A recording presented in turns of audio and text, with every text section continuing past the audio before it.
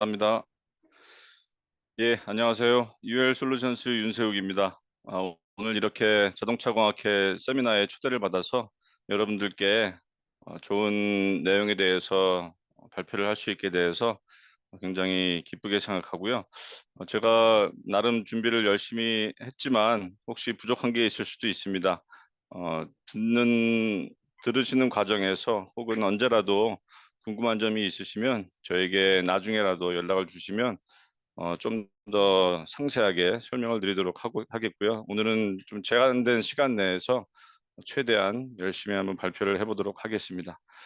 먼저 제 화면을 공유를 하겠습니다. 네, 화면이 혹시 잘 보이시나요? 잘 보입니다. 네, 감사합니다.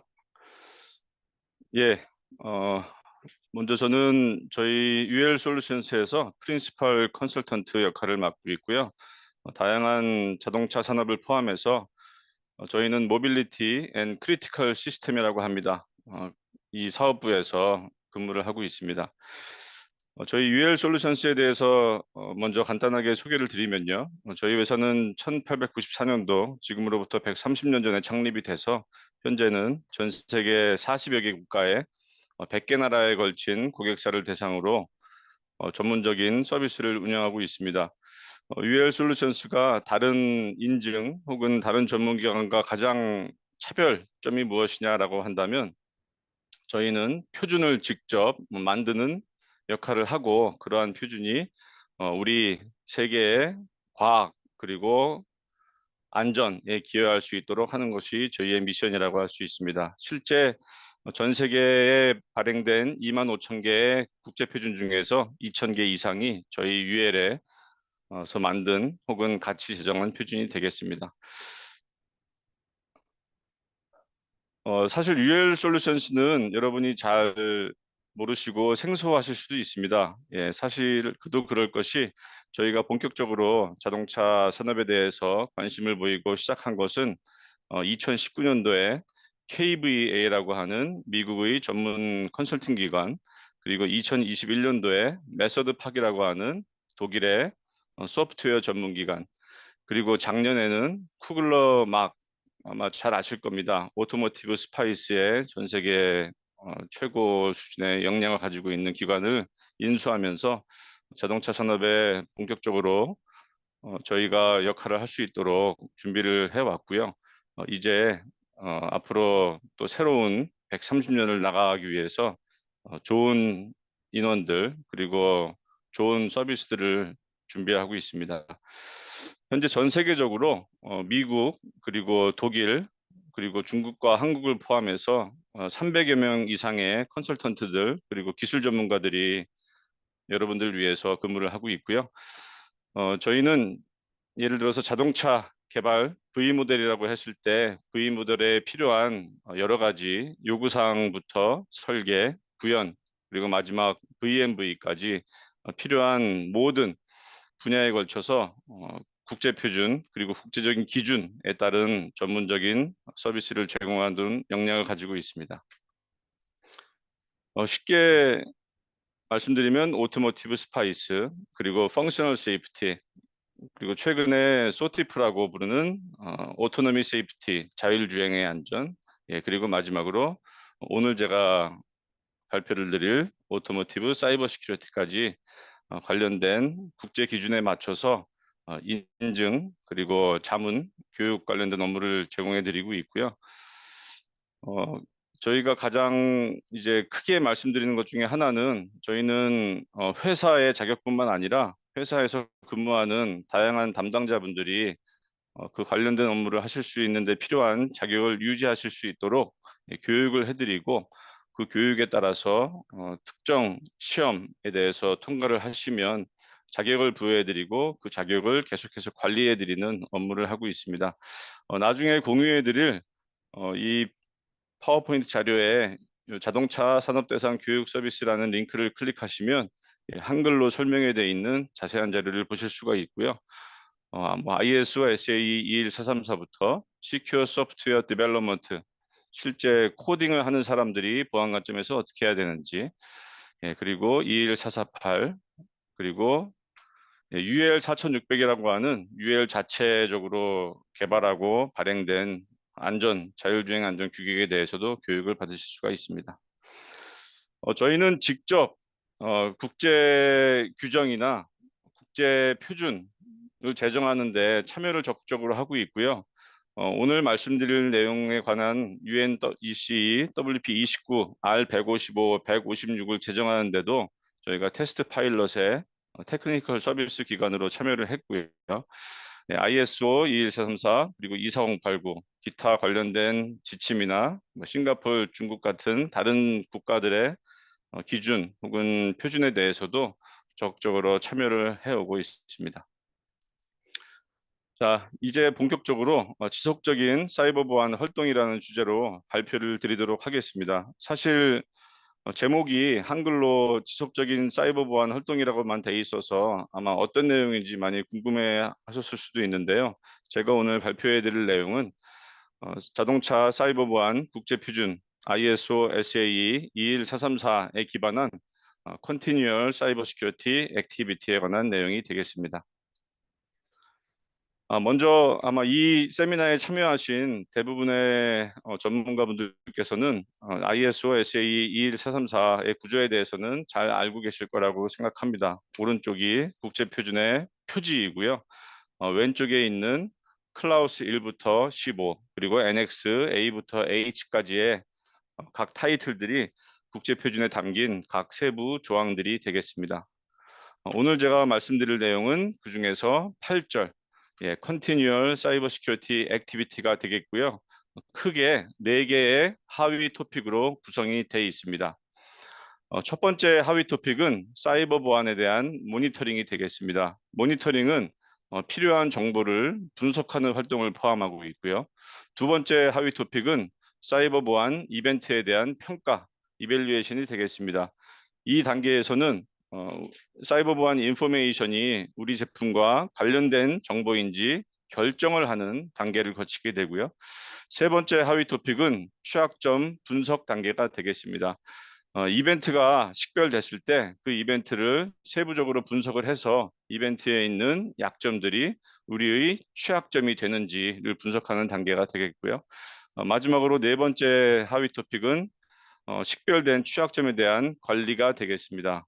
관리라고 하면 보통 그 취약점이 해결되고 그리고 새로운 취약점으로 혹은 남은 취약점으로 또 발현되지는 않는지 트랙하고 전반적으로 관장하는 단계를 거치게 되고요. 그 시기는 그 취약점이 최종적으로 제거될 때까지 혹은 그 취약점을 보유하고 있는 제품의 수명 주기 최종 마지막 단계까지가 되겠습니다. 표준을 보시면 다양한 용어들이 나오게 됩니다. 그중에서 Continual Cyber Security Activity에 담긴 몇 가지 용어들에 대해서 설명을 드리도록 하겠습니다. 크게 Information, 그리고 이벤트, 마지막으로 인시던트, 이 단계를 어떤 레벨로 보시면 되고요.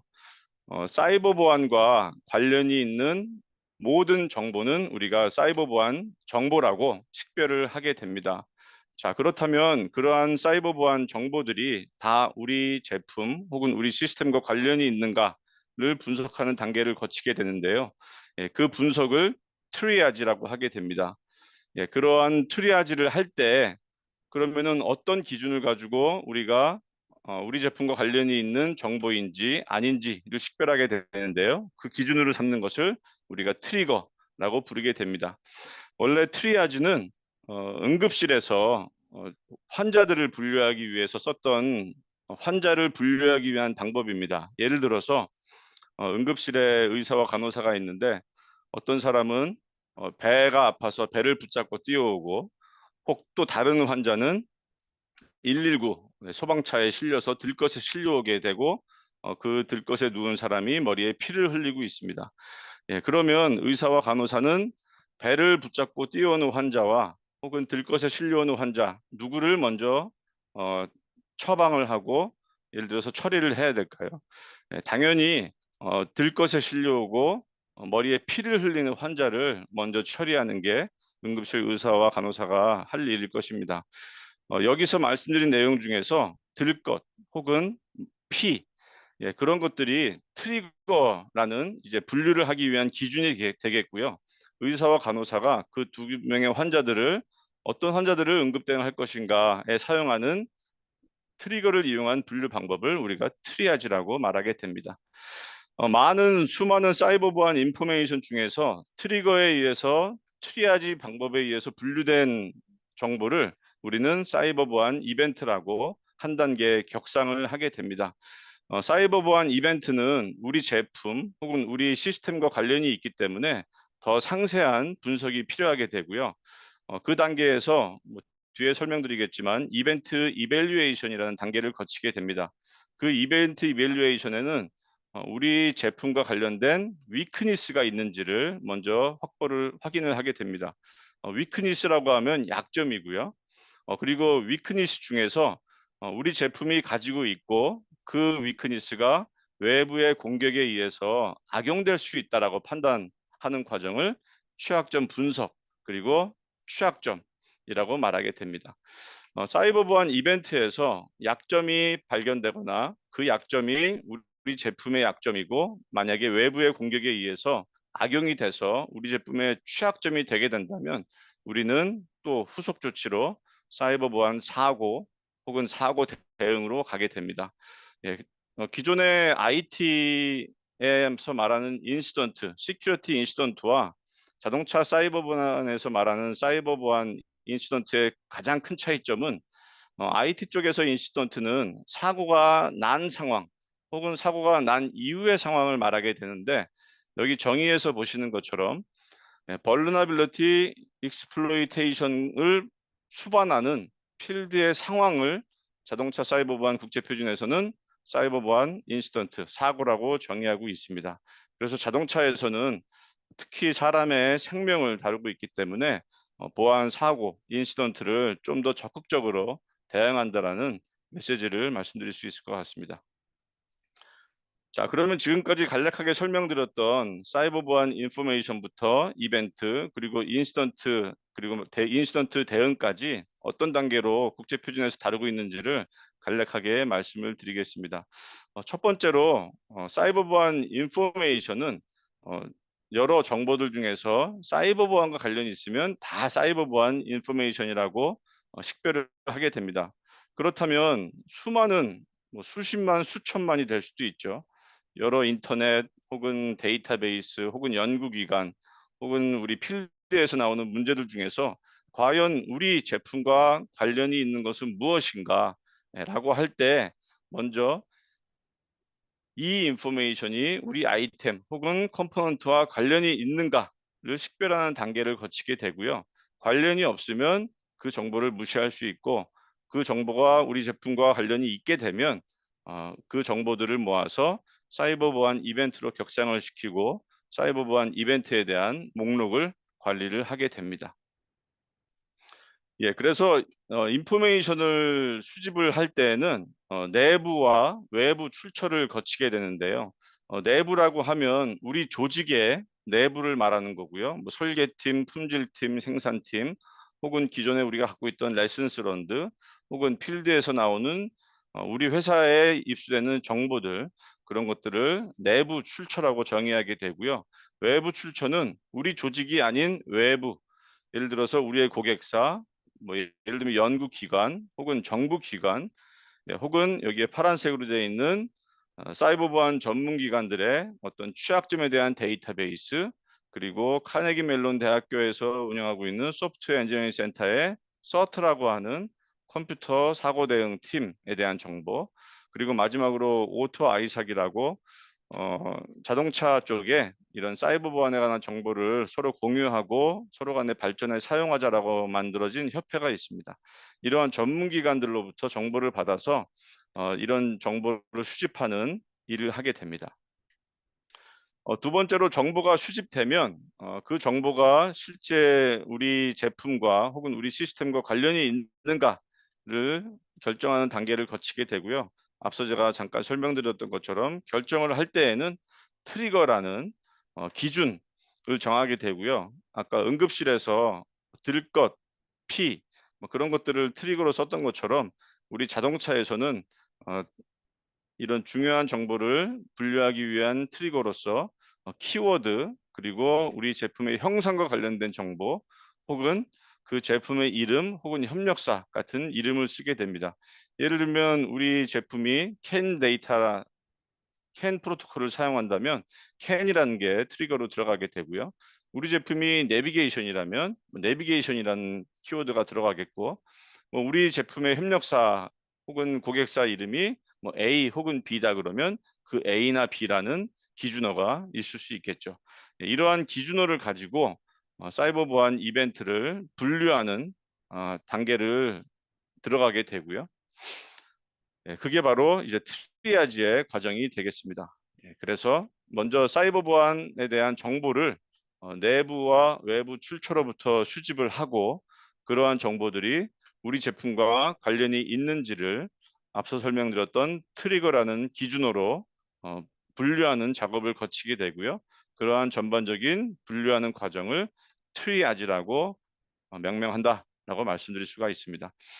지금까지 말씀드렸던 내용들을 수행하게 되면 ISO SAE 21434에 있는 요구사항 RQ-08-01부터 03까지의 요구사항을 충족할 수가 있게 되고요.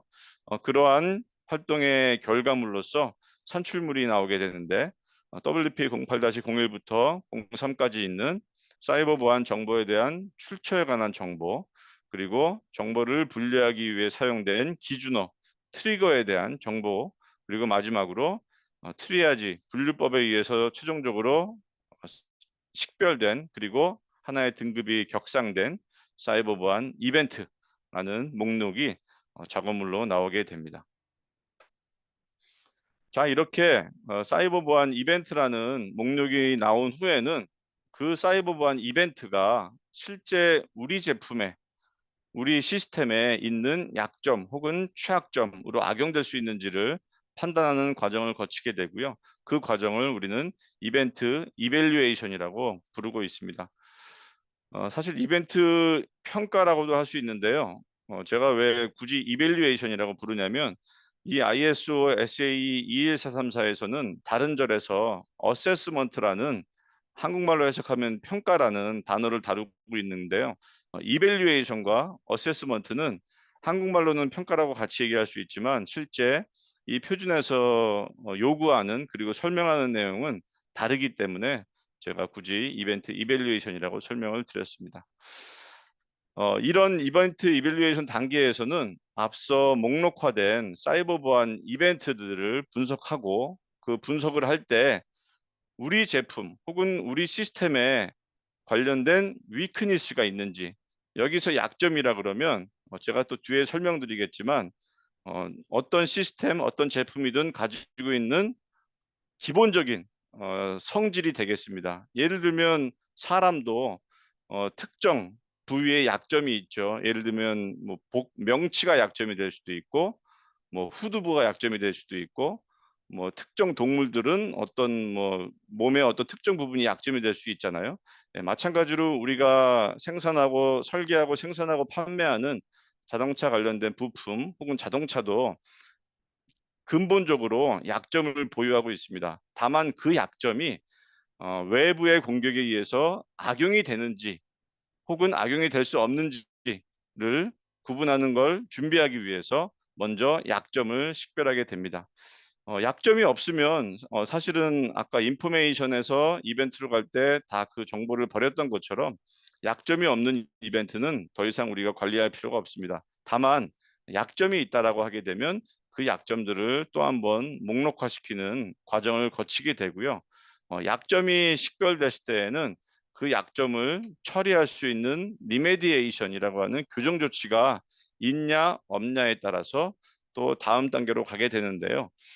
약점이라 그러면 예를 들어서 우리가 설계를 잘못했다라든가 혹은 코딩을 잘못했다라든가 혹은 근본적으로 오픈 소스 소프트웨어, 취약점에 약한 오픈 소스 소프트웨어를 썼다라든가 특히 자동차에서 많이 쓰이고 있는 CAN 프로토콜 통신 장치는 기본적으로 보안이 매우 취약하다라고 알려져 있습니다. 그래서 여러분들이 사용하고 계신 혹은 개발하시는 제품 혹은 시스템이 CAN 프로토콜 혹은 그 외에 어떤 통신 프로토콜을 쓰고 있다라면 기본적으로 위크니스, 약점은 있다라고 판단하시는 게 맞고요. 그 외에도 뭐 C 혹은 C++ 같은 언어, 그 언어들에 대해서 예를 들면 미즈라 C 같은 자동차 산업에서 많이 쓰이는 규칙들을 100% 만족하지 못했다. 그러면 기본적으로 우리 제품 시스템은 위크니스, 약점이 있다라고 보시면 됩니다. 약점에 대해서 약점을 해결할 수 있는 방법이 있으면 바로 적용할 수가 있고요. 그러한 것들은 해결이 된 취약점이라고 해서 더 이상의 활동은 하지 않게 되고요.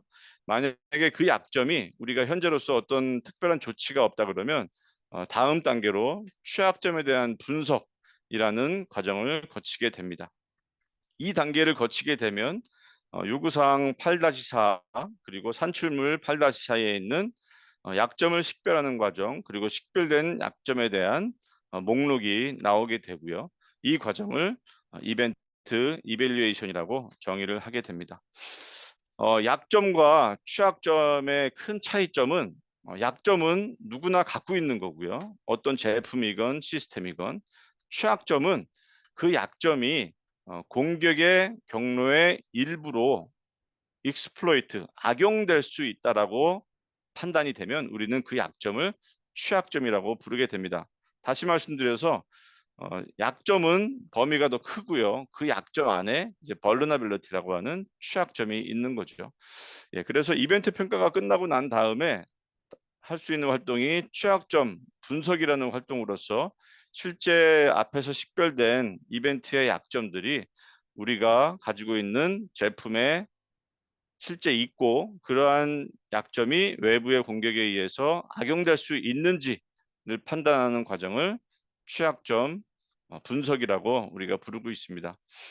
약점의 예에는 앞서 설명드린 것 외에도 어떤 요구사항이나 사양이 누락된 것들, 그리고 설계가 잘못된 것들, 소프트웨어가 가지고 있는 기본적인 버그들, 그리고 어떤 사람에 대한 혹은 교육 혹은 어떤 설계에 대한 트레이닝이 부족한 것들, 그리고 마지막으로 기본적으로 너무 오래된 기능을 특별한 변경 없이 혹은 보완 없이 쓰는 것들, 혹은 오래된 혹은 아무도 사용하지 않는, 예를 들어서 어떤 암호 알고리즘은 돈을 주고 라이센스를 사야 될 수도 있습니다. 돈을 아끼기 위해서 뭐 중국이나 러시아 혹은 뭐 기타 나라에서 만든 뭐 오픈 소스 소프트웨어로 된 암호를 썼다. 그러면 그런 것들은 기본적으로 위크니스라고 가정할 수가 있습니다. 그러한 위크니스 중에서 취약점으로 될 수 있는 예들은 설계 단계, 그리고 구현 단계, 그리고 운영 단계에서 여러 가지로 나올 수가 있는데요. 아까 잠깐 설명드렸던 것처럼 다양한 뭐 암호 알고리즘을 뭐 오용하는 것들, 그리고 접근 권한에 대해서 어떤 설정을 잘못하는 것들, 그리고 어떤 절차, 실행된 절차에 대해서 불완전한 감사를 하는 것들, 이 또 디자인 단계에서의 약점이라고 말씀을 드릴 수가 있고요.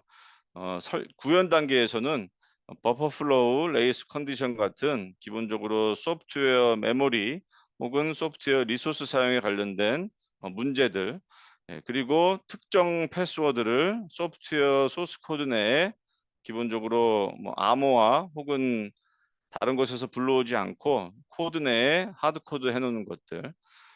예를 들어서 랜덤 뭐 RNG 혹은 TRNG 같은 랜덤 제너레이터를 썼지만 그런 것들이 너무 단계가 혹은 복잡도가 낮아서 그 랜덤 정도를 예측할 수 있는 것들. 그런 것들이 또 취약점의 일부라고 할 수 있고요. 마지막으로 이제 운영 단계에서는 타이밍 이펙트, 사이드 채널 같은 기본적으로 우리 제품 시스템에 제어기들이 작동하면서 발생할 수 있는 문제들이 외부에 유출되는 것들, 혹은 우리가 생산 단계에서 설정을 잘못하고 출하를 하는 것들, 이러한 것들이 취약점의 예로 말씀을 드릴 수가 있습니다. 이렇게 약점에 대해서는 그 약점이 실제 우리 제품이 외부의 공격에 의해서 악용될 수 있는지를 결정하는 단계를 거치게 되는데요. 크게 두 가지를 고려하고 있습니다. 첫 번째는 어택 패스, 외부의 공격자가 우리 제품으로 들어올 수 있는 공격 경로가 있는지를 확인하는 거고요. 두 번째로 그 공격 경로를 실제 침입하는 게 얼마나 가능한지 확인하는 어택 피저빌리티를 분석하는 단계가 있겠습니다. 기본적으로 어택 패스, 공격 경로가 없다면 그 약점은 우리가 취약점으로 놓지 않고요. 공격 경로가 있어서 어 실제 공격 경로가 얼마나 침입할 가능성이 높은지를 분석하는 단계를 거치게 되면 어떤 기준을 정해 놓고 그 기준보다 공격의 가능성이 높다라고 판단된다면 어 취약점의 영역으로 가서 취약점을 관리하는 단계로 들어가게 되고요. 공격 경로가 공격 가능성이 굉장히 낮다. 이 제품은 공격이 거의 불가능하다. 예를 들어서 우리가 뭐 암호화 비트 수를 뭐 512 혹은 1028 정도로 하면 뭐 슈퍼컴퓨터를 사용해도 1억 년 이상 걸린다. 그러면 사실은 공격의 경로가 있다고 하더라도 공격을 성공 가능하게 하기는 굉장히 어렵겠죠. 예, 그럴 경우에는 위크니스를 취약점으로 분류하지 않는 단계를 거치게 됩니다. 다만 여기서 말씀드릴 수 있는 거는 이러한 분석은 굉장히 이제 컨서베티브 보수적으로 해야 된다라는 것이고요. 특별한 근거 혹은 증거가 있지 않는 한 공격 경로가 있다고 하는 것이 더 보수적이고, 그리고 공격의 가능성이 더 높다고 하는 것이 더 보수적이라고 말씀을 드릴 수 있습니다. 네, 그래서 이 두 가지에 대한 레셔널을 기본적인 근거를 어 만들어 놓고 우리가 위크니스 약점을 vulnerability 취약점인지 아닌지 판단하는 단계를 거치는 것이 취약점 분석의 단계가 되겠습니다. 이렇게 취약점이 분석이 되게 되면 당연히 이제 리메디에이션이라고 하는 교정 혹은 조치를 하는 과정을 거치게 되고요. 리메디에이션이라는 영어 단어를 제가 한글로 번역하기 위해서 뭐 수년간 이제 다양한 전문가들하고도 얘기하고 뭐 영어권 전문가들하고도 얘기했는데 한글로 적절하게 할 만한 게 없더라고요. 그래서 제가 이제 캐나다에 살고 있는 저희 사촌 동생한테 물어보니까 리메디에이션은 리페어 수리하고 임프루브 개선하는 것이다라고 얘기를 하더라고요. 예, 그래서 그 얘기를 듣고 여러 세미나나 어떤 활동에서 참고를 해 보니까 그게 딱 맞는 것 같아요. 예, 취약점에 대해서는 그 취약점을 리페어 수리를 하고 그 취약점이 다시는 악용되지 않도록 우리의 설계를 개선 혹은 업데이트하는 단계를 거쳐야 되는 거죠. 그게 바로 이제 임프루브가 되겠죠. 네, 그래서 리메디에이션 조치가 있을 수도 있고 없을 수도 있는데 만약에 이 취약점이 새롭게 나온 취약점이라면 교정 조치가 없을 확률이 높습니다. 자, 그럴 때에는 우리가 ISO 21434 클라우스 15절에서 언급하고 있는 리스크에 대한 트리트먼트 타라를 포함해서 리스크 트리트먼트를 결정하는 단계를 거치게 되고요. 이 취약점으로 인해서 발생할 수 있는 리스크가 얼마나 크냐, 그리고 그 리스크를 우리가 어떻게 처리하냐에 따라서 설계, 제품 생산 전에는 설계를 변경하는 단계를 거칠 수 있고요. 그리고 제품이 이미 출하돼서 필드에서 작동하는 운영 단계에서는 그 사고에 대한 대응을 하는 과정을 거칠 수가 있습니다. 그렇게 함으로써 더 이상 불합리한 리스크가 없게 하는 것이 전반적인 지속적인 사이버 보안 활동의 목표가 돼야 되겠고요. 만약에 교정 조치, 리페어하고 임프루브하는 방법이 있다라면 별도의 타라라는 체계적인 복잡한 분석 단계를 거치지 않고 바로 그 리메디에이션 조치를 적용할 수가 있습니다. 예를 들어서 우리가 오픈 소스 소프트웨어를 쓰고 있는 특정 소프트웨어가 있는데 그 오픈 소스 소프트웨어에 어떤 취약점이 발견됐다라는 뉴스를 발견하게 되면 거기에 대한 패치가 나올 겁니다. 그러한 패치를 설계 변경, 생산 전에는 설계 변경 단계를 거치게 되고 생산 후에는 어떤 사고 대응을 통해서 업데이트 등의 필요한 과정을 거치게 되겠죠. 그렇게 함으로써 마지막 최종적으로 취약점을 제거하는 단계에 들어가게 됩니다. 자, 이렇게 해서 나오는 결과물들을 증거로서 확보를 해야 되고요. 취약점 관리 RQ-08-07에서 요구하는 산출물 Evidence of Managed Vulnerability, 그러니까 취약점을 우리가 어떻게 관리했다라고 하는 증거로서 Change Management의 결과, 예를 들면 설계 변경 내역, 설계 변경 요청서, 설계 변경 검토서 같은 것들이 되겠고요. 인스턴트 리스판스라고 하면 뭐 사고를 분석하고 사고를 대응하기 위해서 어떤 또 소프트웨어 업데이트를 한다라는 그런 것들이 들어갈 수 있겠죠. 자, 그래서 지금까지 말씀드렸던 전반적인 취약점을 분석하고 관리하는 단계를 다시 한번 정리를 해드리면요. 앞에서 사이버 보안 정보를 수집하고 그 수집된 정보를 트리아지라는 분류 방법에 의해서 사이버 보안 이벤트로 격상을 시켰고요. 사이버 보안 이벤트로 격상된 것들은 우리가 약점이 있는지 평가를 하는 이벤트 이빌리에이션을 하게 됩니다. 자, 그렇게 해서 이벤트로 식별이 되고 그리고 약점이 취약점이라고 식별이 되면 발견된 취약점에 대해서 타라 등의 방법을 통해서 어택 패스가 있는지 그리고 실제 공격은 가능한지 계산하는 방법을 하게 되고요. 이렇게 해서 결정된 리스크 그리고 리스크 평가 결과에 따라서 우리가 리스크를 감소시킬지 제거할지 혹은 공유할지 혹은 그대로 보유하고 갈지에 대한 방법에 따라서 체인지 혹은 업데이트하는 과정을 거치게 되는데요. 한번 예를 들어서 말씀을 드려보면요. 보통 이제 CVSS, CVE라고 하는 단어를 구글에서 검색해 보시면 각종 취약점, 보안에 관한 취약점들을 저장해 놓은 데이터베이스들이 있습니다. 그러한 것들이 우리가 정보를 수집하는 과정에서 발견이 되게 되면 예를 들어서 이런 것들이 있다고 한번 가정을 해볼게요. OBD2 단자에 접속을 해서 게이트웨이 ECU CAN 버스에 활용되는 제3자가 개발한 소프트웨어가 있다.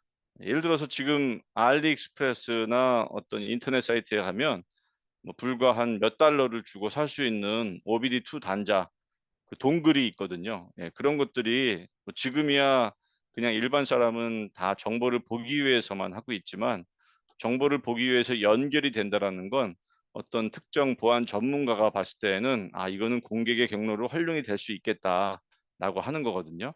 자, 그러면 실제 그러한 ODB 동글이 통해서 접근을 어떻게 할 수 있는지, 예를 들면 OBD 동글에 휴대폰과 블루투스로 연결을 해서 접근을 할 수 있는지 혹은 와이파이를 통해서 더 대용량의 데이터를 서로 주고받을 수 있는지를 확인하는 어택 패스에 대한 분석 단계를 거치게 되고요. 실제 블루투스나 와이파이가 가능하다 하더라도 나만 접속이 가능하다거나 예를 들어서 블루투스를 통할 때 어떤 비밀번호를 누르게 해야 또 자동차의 정보를 받아들일 수 있게 하는 기능이 있을 수도 있잖아요. 그런 게 없다라면 당연히 이제 공격은 누구나 할 수 있는 게 되겠죠. 실제 제가 보유하고 있는 차량에 제가 구매한 그 OBD 동글 2.5달러에 구매했었는데요. 차량에 장착하니까 정말 계기판 혹은 설명서에 나오지 않은 각종 정보들이 다 나오더라고요. 예. 그래서 아마 요즘에는 자동차 제조사들도 그렇고 부품사들도 그렇고 그러한 캔 정보들을 기본적으로 암호화 시키는 작업도 하고 있다라고 들었습니다. 이러한 분석 과정을 통해서 실제 이 취약점이 어떤 제품으로 인해서 발생할 수 있고 내 차량 혹은 내 제품, 내 시스템에 어떤 위협 시나리오를 일으킬 수 있고 예를 들어서 그 동글의 접속으로 인해서 게이트웨이 이슈에 접근이 가능하고 게이트웨이 이슈에 있는 펌웨어에 접근이 가능해서 그 펌웨어를 내가 조작할 수 있다라는 가정을 할 수가 있겠죠. 그렇게 되면 그 게이트웨이에 있는 펌웨어가 예를 들면 자동차 제조사 혹은 부품사가 의도한 대로 작동하지 않고 그 해커가 의도한 대로 게이트웨이 이슈에서 어떤 특정한 가속 혹은 감속을 하는 메시지를 보내게 할 수도 있을 거예요. 물론 이제 블루투스나 와이파이 같은 경우에는 뭐 근거리 통신이기 때문에 그게 뭐 실제 가능하겠냐라고 생각할 수도 있지만 만약에 그 차가 외부 통신 3G나 혹은 LTE 같은 셀룰러 통신과 연결이 돼 있다고 하면 그 외부 통신을 통해서 접근을 해서 그 동굴로 접근을 하는 거는 사실은 해커 입장에서는 별 문제가 안 된다라는 거를 알 수가 있습니다.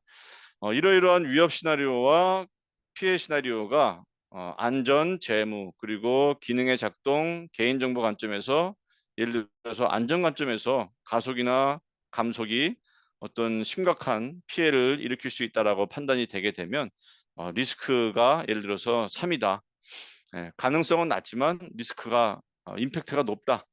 예, 그럴 때에는 이거에 대해서는 우리가 리스크를 감수하는 처리를 해야겠습니다라는 결정을 하고 예를 들어서 OTA 혹은 소프트웨어 업데이트를 통해서 게이트웨이 이슈에 대한 펌웨어를 외부에서 접근 못하게 암호화시키거나 혹은 액세스를 컨트롤하는 세부적인 또 목표를 수립할 수가 있겠죠. 자, 지금까지 말씀드렸던 지속적인 사이버 보안 활동에 대한 내용들은 제가 최근에 발행된 ISO SAE 21434 국제 표준에 대한 갭 분석이라고 하는 아주 흥미로운 어, 논문에 나와 있는 그림을 가져와 봤습니다. 예, 이 논문에서는 ITIV, KIT, 에비던스 AB라고 하는 유럽의 학계 그리고 산업 전문기관에서 국제 표준을 가지고 분석했는데요. 각 사이버 보안 활동들이 V 모델에 따라 진행이 되지만 그중에서 지속적인 사이버 보안 활동 8절에 있는 좀 전에 제가 말씀드렸던 모니터링과 이벤트 식별, 이벤트 분석, 그리고 위크니스에 대한 분석, 취약점 분석과 관리, 그리고 취약점에 대한 관리에 대한 근거에 대한 모든 지속적인 활동들이 V 모델 처음부터 자동차 혹은 부품의 최종 폐기까지 전 단계에 걸쳐서 이루어져야 된다라고 이렇게 그림을 만들었더라고요. 예, 그리고 2021년도에 독일 자동차 공업협회 VDA에서 발행한 오토모티브 사이버 시큐리티라고 하는 포지션 페이퍼를 보게 되면 컨티뉴얼 사이버 시큐리티 액티비티는 기본적으로 라식이라고 하는 R&R에 대해서 검토를 하게 되면 여기 S는 서플라이어의 약자고 C는 커스터머, 뭐 제조사 혹은 뭐 1차 협력사가 될 수 있겠죠. 8절에 대한 모든 활동들은 자동차 제조사뿐만 아니라 협력사들도 다 책임을 지고 해야 되는 활동이다라고 언급을 하고 있습니다. 예를 들어서 협력사와 고객사가 다 정보에 대한 출처를 선택해야 된다라고 되어 있고요. 분석에 대한 것들도 다 공동으로 같이 해야 된다라고 언급을 하고 있습니다. 자, 이렇게 해서 제가 말씀드렸던 지속적인 사이버 보안 활동은 전체 라이프 사이클에 걸쳐서 수행이 된다라고 말씀을 드릴 수가 있고요. 전체 라이프 사이클은 기본적으로 제품 개발 초기 단계인 컨셉 페이스부터 제품 개발 단계인 프로덕트 디벨롭먼트 페이스, 그리고 생산 이후 운영, 그리고 필드에서의 서비스, 그리고 마지막으로 디커미셔닝 폐기까지 생산 후, 개발 후 단계의 전반적인 과정이 필요하다라고 말씀을 드릴 수가 있습니다. 예, 마지막으로 이 그림은 저희가 국제 표준에 있는 여러 활동들을 시간 순으로 한번 정리를 해본 거고요. 위에서부터 아래로 사이버 보안 엔지니어링 활동이 수명주기가 진행이 되면 기본적으로 컨셉과 제품 개발, 개발 후 활동에 아이템 정의부터 뭐 타라, 그리고 사이버 보안 목표 및 컨셉, 그리고 제품에 대한 설계 및 VMV, 생산 및 사고 대응 업데이트, 폐기까지 가게 되는데 이 과정에서 사이버 보안 지속적인 활동이 필요한 부분은 거의 대부분의 단계라고 말씀을 드릴 수가 있습니다. 컨셉 단계는 물론이고요. 실제 타라에서 사이버 보안 목표를 세우지 않은 목표를 공유하거나 보유하는 경우에도 지속적으로 모니터링이 돼야 된다는 거고요. 설계 단계 혹은 통합이나 검증 단계, 밸리데이션 단계에서 발생한 어떤 테스팅의 이슈들 혹은 분석 단계에서 나온 이슈들도 사이버 보안 정보를 수집해서 실제 그러한 것들이 취약점으로 발현되지 않을지, 취약점이라면 타라를 업데이트하고 또 새로운 리스크 처리 방법을 결정하는 단계를 거쳐야 되고요. 마지막으로 생산 단계. 생산 단계에서는 특히 취약점이 많이 발생할 수가 있습니다. 왜냐하면 최근에는 자동차 제어기들은 기본적으로 조립을 생산 단계에서 다 하고 마지막 단계에서 어떤 관리자의 권한으로 작업하시는 분들이 소프트웨어를 프로그래밍 한다거나 컨피규레이션, 캘리브레이션 같은 것들을 정리를 하는 거죠. 세팅을 하는 거죠. 그렇기 때문에 그 생산 단계에서 생길 수 있는 취약점, 만약에 가정이지만 어떤 작업자가 악의를 가지고 내가 세팅을 다른 걸로 바꾼다거나 혹은 뭐 엉뚱한 소프트웨어를 쓴다거나 그런 일이 생기지 않을 것이라고 말하기는 어려울 것 같습니다. 그래서 모든 단계에 걸쳐서 지속적인 사이버 보안 활동이 지속돼야 된다라는 게 오늘 제가 드리고 싶은 말씀입니다. 마지막으로 저희 UL 솔루션스는 사이버 보안 전반적인 활동에 필요한 기본적인 에셋을 보유하고 있고요. 여러분들이 업무 중에 필요하신 관리 그리고 리스크 관리, 지속적인 활동, 제품 개발에 필요한 절차 혹은 산출물의 기본 양식들 그리고 산출물 작성에 필요한 여러 가지 정보들로 여러분께 지원을 드릴 수가 있습니다. 혹시 도움이 필요하시면 언제든지 연락을 부탁드리겠습니다. 자, 이것으로 저의 발표를 마치겠습니다. 감사합니다. 윤세호 상무님 정말 감사합니다. 너무 훌륭한 발표였습니다. 제가 역대 봤던 지속적인 사이버 보안 활동에 대한 설명 중에 자료와 설명 중에 오늘이 최고였었던 것 같습니다. 정말 네, 정말 정말 감사합니다. 네, 감사합니다. 예, 저희가 질문이 있으면은 질문을 받을까 하는데요. 채팅창이나 Q&A 창에 질문이 올라온 건 없습니다. 제가 질문이 하나 있는데요. 네, 매우 현실적인 질문입니다. 아까 설명하셨던 Security Information 있지 않습니까? 15페이지에 있는데요. 네. 결국 자동차사, 협력사 모두 다 Security Information을 어디서든 확보를 해야 합니다. 그리고 아까 확보할 수 있는 소스를 몇 군데 말씀을 해주셨습니다. 뭐 MITR이라든가 뭐 오토 아이삭이라든가 카네기 멜론 대학에서 하는 SEI라든가 뭐 이런 것들이 있는데요. 일반 협력사 입장에서는 여기를 일일이 컨택해서 시큐리티 인포메이션을 확보하는 게 음. 쉽지 않을 겁니다. 혹시 UL 솔루션즈에서는 이런 정보를 확보하셔서 서브스크라이브 되어 있는 서비스 서브스크라이브 되어 있는 고객사들한테 정보를 제공하시거나 하는 비즈니스를 하시지는 않으시는지요? 여쭤보는 이유는 최근에 이런 수요가 있습니다. 예, 질문 감사합니다. 저도 사실 UL 솔루션스에 온 지는 뭐 오래되지는 않았는데 기존에 뭐 사이버 보안에 관한 업무를 하면서 그러한 것들에 대한 좀 수요 혹은 욕구가 있어서 많은 정보들을 서칭해 와서 기존에 제가 교육을 할 때에는 특정 전문 기관의 뭐 오토 트렛 인텔리전트라고 하는 서비스 혹은 뭐 일반적으로 대중화되어 있는 CV 혹은 CWE 같은 데이터베이스를 이용하시면 좋다라고 말씀을 드렸는데 예, 아마 제가 알기로는 아직 현재까지 저희 UL 솔루션즈에는 그러한 구독을 해드리는 서비스는 없는 걸로 알고 있고요. 다만 그러한 것들은 저희 전문적인 컨설턴트들이 어디서 정보를 얻어야 그 해당 시스템에 대한 가장 많은 정보를 얻을 수 있는지 그리고 그러한 정보들을 효과적으로 소팅을 해서 활용할 수 있는지 방법론을 저희가 제공을 해드리고 있습니다. 그리고 마지막으로 하나 말씀드리고 싶은 건 사실은 제가 여기다가 더 많은 데이터베이스를 좀 쓰고 싶었어요. 왜냐하면 제가 며칠 전에 링크드인을 보다가 저희 직원 중에 한 명이 이제 포스팅한 글을 봤는데 한국, 일본, 중국 그리고 미국, 유럽의 뭐 독일, 프랑스, 이탈리아 모든 나라에 있는 사이버 보안 자동차 관련된 취약점 데이터베이스를 포스팅을 했더라고요. 그래서 제가 그거를 미팅이 끝나고 다시 한번 찾아보고 그런 것들을 자동차 공학회 통해서 또 여러분들께 공유해 드릴 수 있으면 그런 기회를 한번 활용하도록 해보도록 한번 하겠습니다. 감사합니다.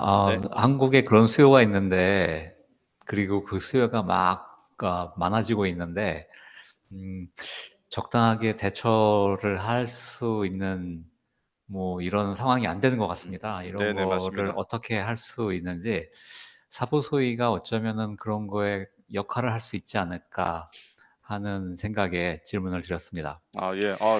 사무소이가 그런 역할을 하시는 거는 제가 지금 들었을 때 너무 좋은 생 아이디어신 것 같습니다. 감사합니다. 네네. 저희가 시간 관계상 상무님하고 더 이야기를 나누고 싶으나 다음 발표를 또 들어야 합니다. 네. 상무님 정말 감사합니다. 네, 감사합니다.